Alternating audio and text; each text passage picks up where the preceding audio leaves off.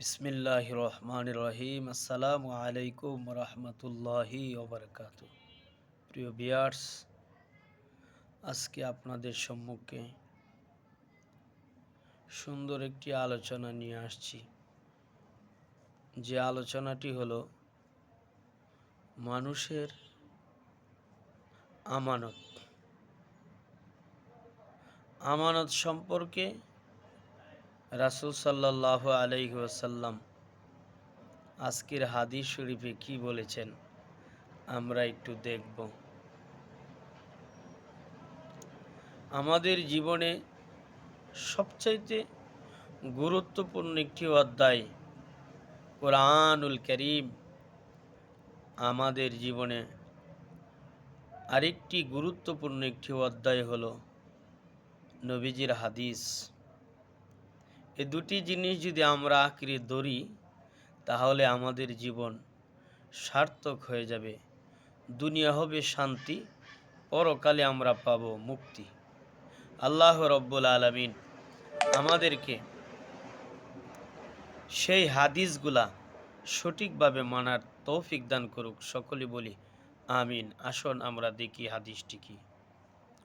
One জাবিরিন রাদিয়াল্লাহু তাআলা, হযরত জাবের রাদিয়াল্লাহু তাআলা আনহু হইতে বর্ণিত, ক্বালা, তিনি বলেন, ক্বালা রাসূলুল্লাহি সাল্লাল্লাহু আলাইহি ওয়াসাল্লাম, রাসূল সাল্লাল্লাহু আলাইহি ওয়াসাল্লাম বলেছেন, আল মাজালিসু বিল আমানাতি, সকল বৈঠকই আমানত সংশ্লিষ্ট।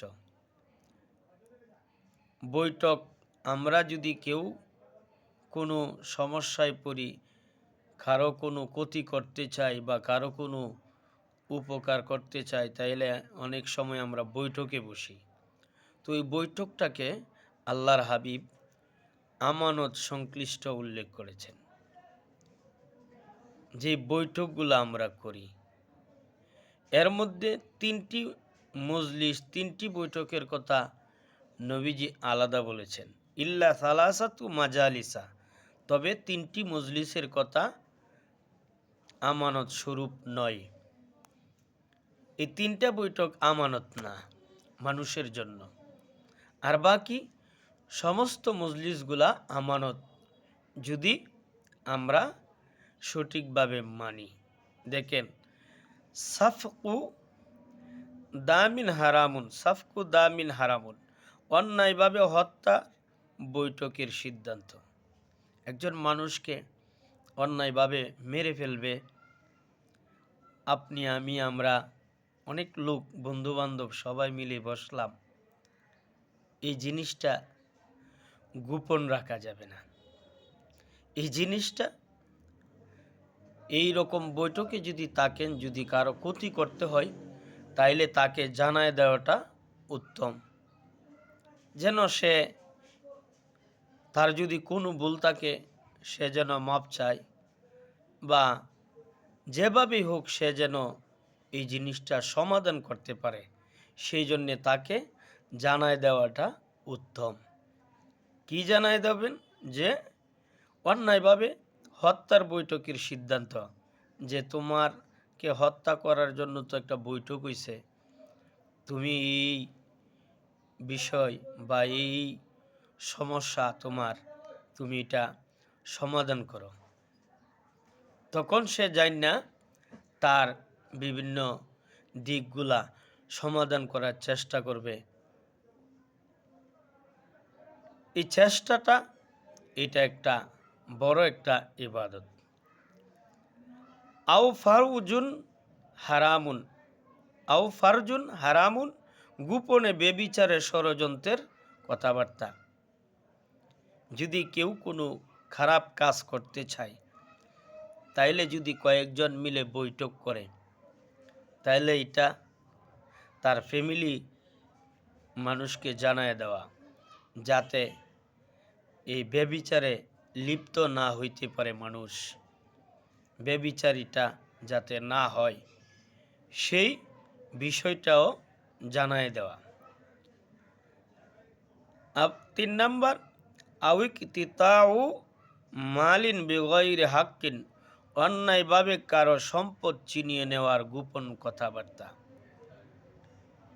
এই জিনিসটাও মানুষকে জানায় দিতে হবে। যার সম্পদ, তার সম্পদটা যেন নষ্ট না হয়। তাকে বুঝাইতে হবে, তাকে বলতে হবে যে ভাই আপনার বিরুদ্ধে তো ষড়যন্ত্র চলছে। তখন এটা আপনাকে জানায় দেওয়া ইমানি দায়িত্ব। রাসূল সাল্লাল্লাহু আলাইহি ওয়াসাল্লাম এই ৩টি মজলিসের কথা জোর দিয়ে বলেছেন। ৩টি মজলিসের কথা আমানত স্বরূপ নয় মানুষের জন্য। সে ৩টি মজলিস হলো, ১ নম্বরে অন্যায়ভাবে হত্যার বৈঠক। অন্যায়ভাবে হত্যার বৈঠক যদি হয়, আমি যদি জানি তাহলে এটা জনগণকে জানায় দেওয়া, মানুষকে জানায় দেওয়া এবং যে অন্যায় করেছে তাকে জানায় দেওয়া, যাতে সে হত্যা না হয়। গোপনে ব্যভিচার করার বৈঠক। কোনো মানুষের ইজ্জত নষ্ট করতে চাইলে, ব্যভিচারে লিপ্ত হইতে চাইলে, এইরকম যদি কোনো বৈঠক হয়, সবাই মিলিয়া বা কয়েকজন মিলিয়া, ৫ জন বা ৮ জন মিলিয়া এইরকম যদি বৈঠক হয়, তাহলে এই বৈঠকগুলা গোপন রাখা যাবে না। এটা মানুষের কাছে প্রকাশ করতে হবে এবং যার কাছে বা যাকে ব্যভিচারে লিপ্ত হওয়ার সিদ্ধান্ত নিয়েছে তাকেও জানায় দেওয়া, এটা উত্তম। ৩ নম্বর, অন্যায়ভাবে কারো সম্পদ ছিনিয়ে নেওয়া গোপন বৈঠক। এই অন্যায়ভাবে কারো সম্পদও লুটে নেওয়া যাবে না। টাকা পয়সা এগুলো লুটে নেওয়া এটা মহাপাপ। যার সম্পদ নিতে চাই তাকেও জানাই দিতে হবে, মানুষকে জানাই দিতে হবে। এই বৈঠকগুলা আড়াল রাখা যাবে না। এই বৈঠকগুলার কথা যদি আপনার মনের ভিতরে থাকে তাইলে বুঝতে হবে আপনি রাসূলের কথা মানেন না, আপনি আল্লাহর কথা মানেন না। কারণ রাসূল সাল্লাল্লাহু আলাইহি ওয়াসাল্লামের কথাই হলো আল্লাহর কথা। আল্লাহর কথা বাহিরে আমার নবী কোনো কথা ওনার জীবনে কোনোদিন বলে নাই। সেজন্যে নবীর কথা আল্লাহর কথা। এই গোপন বিষয়গুলা আমাদের মধ্যে যদি হয় তাইলে জানায় দিতে হবে এবং এই কাজগুলোর মধ্যে কোনো সহযোগিতা করা আমাদের চলবে না, সহযোগিতা করা যাবে না। যদি করি তাইলে আমাদের মহাপাপ হবে, ইমানদার থাকা যাবে না, ইমান থাকবে না। রাহু আবু দাউদ, ইমাম আবু দাউদ রহমতুল্লাহি আলাইহি হাদিস খানা বর্ণনা করেছেন। উজু কিরা হাদিসি আবি সাইদিন, হজরত আবু সাইদ রাদিয়াল্লাহু আনহু হাদিস খানা উল্লেখ করা হয়েছে।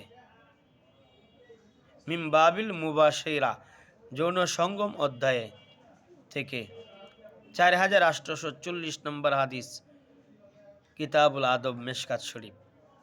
আল্লাহ রব্বুল আলামিন আমাদেরকে সঠিকভাবে পৃথিবীর জমিনে শান্তিতে, সুখে ও ঈমানের সাথে থাকার তৌফিক দান করুক। সকলেই বলি আমিন। আসসালামু আলাইকুম ওয়া রাহমাতুল্লাহি ওয়া বারাকাতুহু।